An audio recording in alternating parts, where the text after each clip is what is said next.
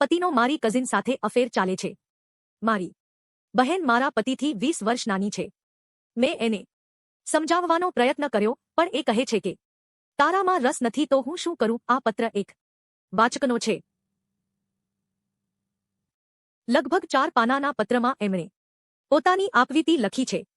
સગી માસીની દીકરીને સૌરાષ્ટ્રના નાના ગામમાંથી અમદાવાદ ભણવા લઈ આવ્યા. દીકરીની જેમ ઘરમાં રાખી અને પોતાનાથી લગભગ 2 દાયકા મોટા બનેવી સાથે શારીરિક સંબંધો બાંધીને એણે નિર્લજ્જતાથી બહેનને અપમાનિત કરી. અહીં સવાલ એ છે કે વાંક કોનો કાઢીએ?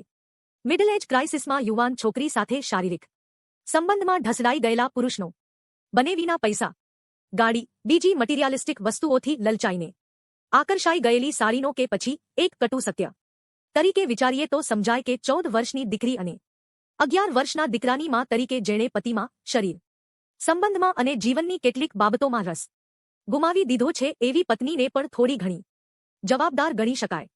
ભારતમાં મોટા ભાગની સ્ત્રીઓ લગ્નની શરૂઆતના 2 વર્ષમાં જ શરીર સંબંધોમાંથી રસ ગુમાવી બેસે છે.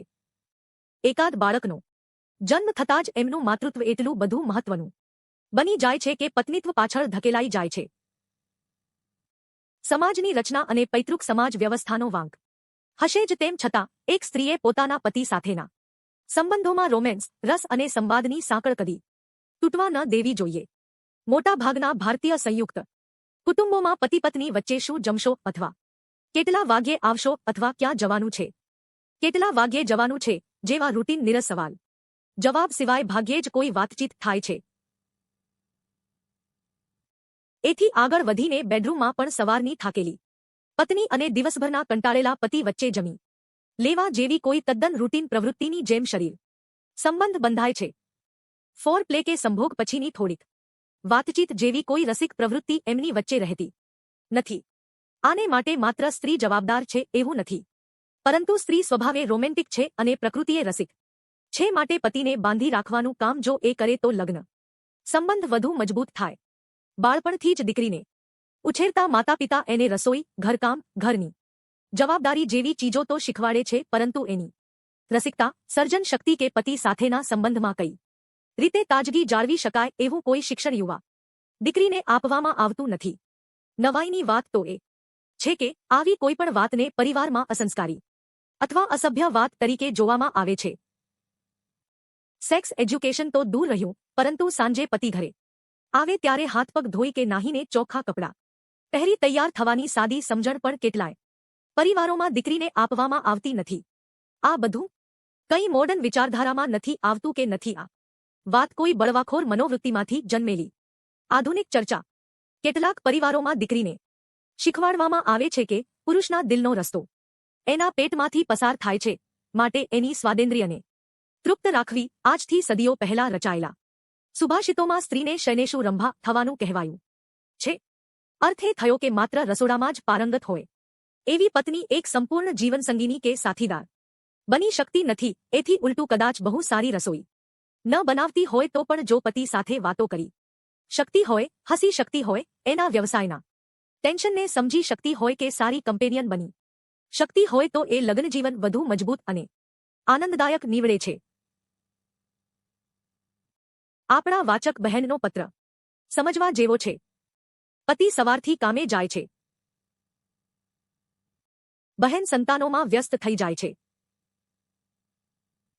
એમની ફરિયાદ એવી છે કે એમણે પતિની માતાને, પતિના પરિવારને ખૂબ સાચવ્યા છે અને પતિને એમના વ્યવસાયમાં પૂરો સમય આપવાની સગવડ કરી આપી છે.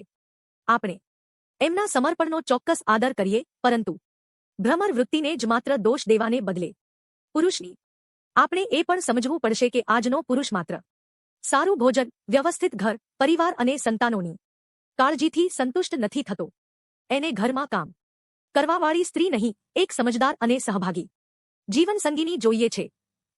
બીજી તરફ યુવાન અને કાચી ઉંમરની છોકરીઓના પુરુષ સાથેના અફેરની કથાઓ આજકાલ બહુ સાંભળવા મળે છે, જોવા પણ મળે છે.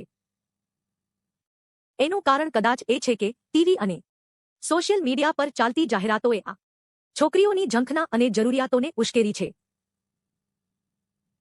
ઓટીટી ઉપર દેખાડવામાં આવતા સેક્સના દૃશ્યોએ એમના મનમાં કુતૂહલ અને સેક્સ માટેની ઈચ્છાને વધુ બળવત્તર બનાવી છે.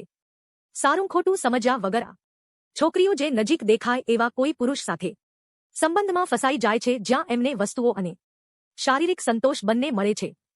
મોટા ભાગની છોકરીઓ એટલી ચાલાક નથી હોતી, તેમ છતાં કેટલીક છોકરીઓની દલીલ એવી પણ છે કે પરણેલો આધેડ પુરુષ સેફ છે, કારણ કે આ સંબંધ વિશે જો કોઈને જાણ થાય તો છોકરી કરતાં વધારે પુરુષની બદનામી થાય, એનું પારિવારિક અને લગ્ન જીવન મુશ્કેલીમાં મુકાય, એટલે એ કોઈ દિવસ લગ્ન કરવાની માગણી કે બ્લેકમેઇલ કરવાની ચેષ્ટા ન કરે.